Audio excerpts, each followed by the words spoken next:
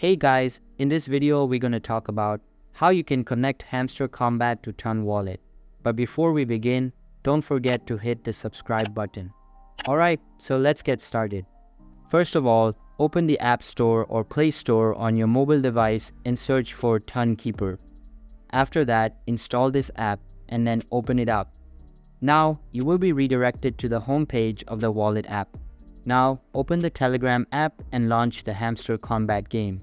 Here, tap on the airdrop icon at bottom right corner and then tap on the connect button. Now tap on the connect button again and a bunch of options will be displayed. From this menu, tap on the Ton Keeper app icon and select yes. Now, your Ton Keeper wallet app will be launched. Here, tap on the connect wallet button and that's it. You will now be able to use this wallet address wherever you like. That's how you can connect Hamster Kombat to Ton Wallet. So that's all for today's video. Hope you liked the video. Thanks.